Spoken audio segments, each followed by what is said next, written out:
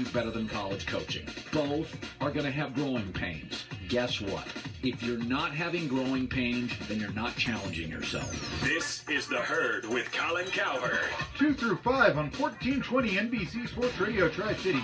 Follow us on Facebook. Open calendar. What's my schedule looking like? Next Thursday, you will be caught in an emergency flash flood between Park and First Street. What? No, that doesn't work. I'm busy then. Decline. Decline. Floods don't exactly work around your schedule. Disasters don't plan ahead. But you can. It starts with talking to your loved ones about making an emergency plan. So don't wait. Communicate. Get started today at ready.gov/plan. Brought to you by FEMA and the Ad Council.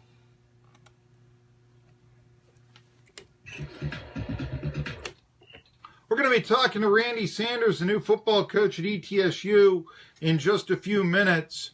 We've got people checking in from South Texas. Hello, Jose Aguilar. I would like to, though, tell you the latest news out of college football. Here we go. Nobody's surprised. This isn't the official national champion, is it? It's not like the old days, but Alabama gets number 1 in the final AP poll. Georgia number 2. This isn't a surprise. Oklahoma's number 3. Guess who's number 4, boys and girls? It's Clemson, followed by Ohio State. Number 6, though, jumping up from when they were ranked number 12.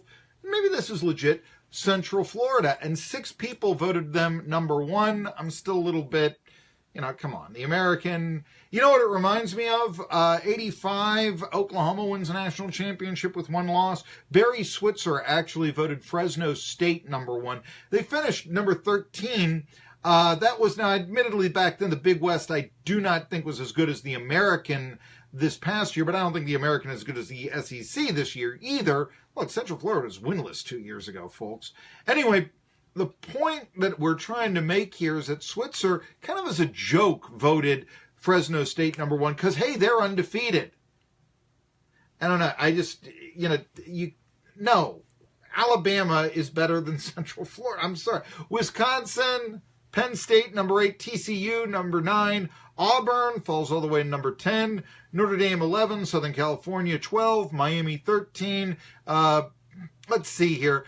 It gets a little boring after a while. Number 14 is Oklahoma State. Michigan State, number 15, they're back. Top 15, Washington, which was in the playoff last year, falls number 16. Northwestern, they had a good year at 10-3. They're number 17. Remember, I told you a lot of people thought Northwestern would be as good as Michigan this year. Well, heck, it was Northwestern that wound up being ranked finally, and not Michigan. What do you think about that? SEC fans, LSU is number 18. Mississippi State, number 19. Stanford, 9-5, but 20. South Florida, out of the American, 21. Boise State, 22. NC State, 23, but their coach isn't good enough for Tennessee. Virginia Tech, locally, they finished number 24. Virginia Tech fans are number 24. And Riley Ferguson, they are number 25. Memphis is number 25 to round it out. Another team out of the American. Who's going to finish number 1 next year? This is sort of like election day, okay? Donald Trump has been named president. Who do you like for the Democrats in 2020, right? Okay. People seem to be rerunning this year. They're flip-flopping Alabama and Clemson. ESPN has Alabama number 1. Sports Illustrated has, they're flip-flopping Alabama and Georgia. ESPN has Alabama number 1 and Georgia number 2. They're flip-flopped by Sports Illustrated, followed by Clemson, Ohio State number 4 in Sports Illustrated. Doesn't it seem like we're running some stuff here? Auburn, Wisconsin number 6, Penn State number 7. Excuse me. Oklahoma is number 8. Miami, Virginia Tech is number 10 by Sports Illustrated, Hokies fans. However, I would like to tell you that West Virginia, quasi-local. Got any listeners in Bluefield? For West Virginia is in the ESPN prediction number 10.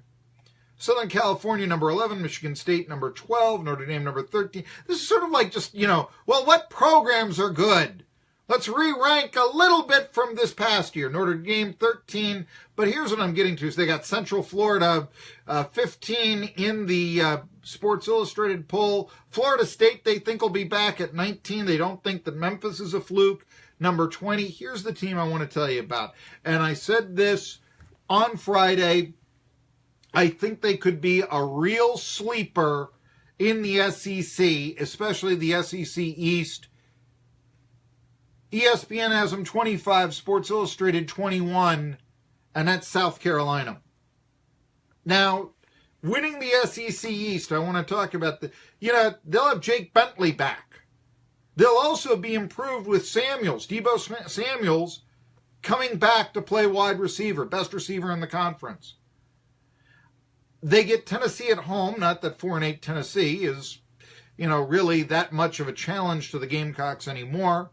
They also get Georgia at home, a Georgia without a Roquan Smith, a Georgia without a Michelle, a Georgia without a Chubb. They will have Jake Fromm back, but there's major losses. Really the only big loss, I think, for South Carolina this past year is going to be their outstanding linebacker, Sky Moore. He was always undersized. I don't really look for him to be a big star in the NFL. I think he was a big star in college football. Case in point, when South Carolina 2 years ago was 3-9, they did beat a very good North Carolina team that played for the ACC championship. They beat them on opening day. It was because of the heroics of Moore, who had an interception, and I believe also a fumble recovery in that game.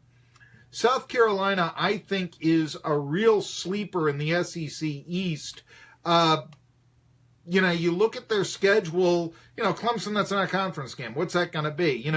Got to get past Kentucky, where the Gamecocks have lost to 4 years in a row. Seem to have their number. But don't knock the Gamecocks. And it'll be a veteran team coming up against an inexperienced team at the beginning of next season in 2018. I'm telling you right now, that is a team to look for. You saw what happened with Jake Bentley and his progression these last 2 years. He and Drew Lock are going to be two of the best quarterbacks in the conference, plus whoever Alabama starts, obviously. I think that there's room for a lot of optimism in Columbia, South Carolina.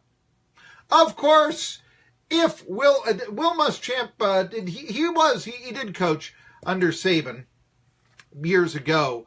And here's the other thing that you got to worry about. I mentioned earlier in the show, Tennessee fans have got to worry that if Jeremy Pruitt does turn the Vols around and Nick Saban, let's say in 3 years, leaves Alabama, who do you think their primary coaching candidate is going to be? Yeah, it's going to be Pruitt. But the other thing got to worry about that 11-game losing streak, and Saban is 12-0 lifetime against his former assistants. So I guess Gamecocks could go to the SEC title game, so could Georgia, but they wouldn't win it. 1420 NBC Sports Radio Tri-Cities on Facebook, Instagram, and Twitter.